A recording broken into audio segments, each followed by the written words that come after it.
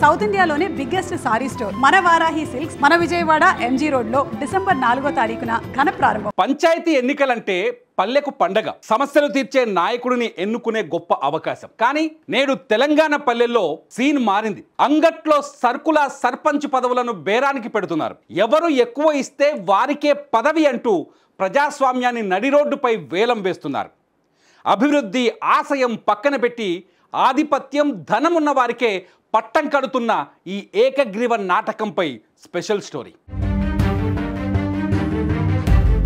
ప్రజాస్వామ్యంలో ఓటు అనేది ప్రజల చేతిలోని వజ్రాయుధం.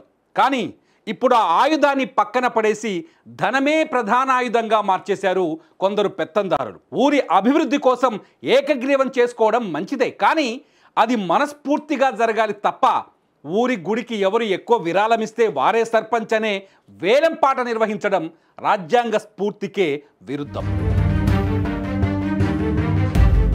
లక్షలు కోట్లు పోసి సర్పంచ్ పదవి కొనుక్కున్న వ్యక్తి రేపు గెలిచాక ఊరుని బాగు చేస్తాడా, లేక తాను పెట్టిన పెట్టుబడిని వెనక్కి లాగుతాడా అన్నది సామాన్యుడి ప్రశ్న. వేలంపాటలో గెలిచిన వాడు ప్రజలకు జవాబుదారీగా ఉండడు, తన జేబుకు మాత్రమే జవాబుదారీగా ఉంటాడు. ఇది అంతిమంగా గ్రామాభివృద్ధికే గొడ్డలి పెట్టు.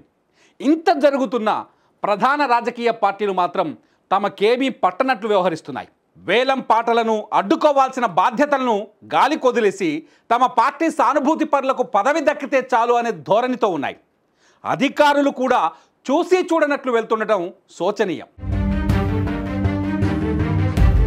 బయట మైకులు పట్టుకొని యువత రాజకీయాల్లోకి రావాలి, మార్పు తేవాలి, గ్రామ దోపిడీని అడ్డుకోవాలి అని ప్రగల్భాలు పలికే నాయకుల ఇలాకాల్లో కూడా సర్పంచ్ పదవులకు వేలంపాటలు జరుగుతున్నాయి. కళ్ళ ముందే ప్రజాస్వామ్యం కూని అవుతుంటే నోరు మెదపలేకపోతున్నారు. చాలామంది మాటలు కోటలు దాటుతున్నా చేతలు గడప దాటం లేదని ఓటర్లు గుసగుసలాడుతున్నారు.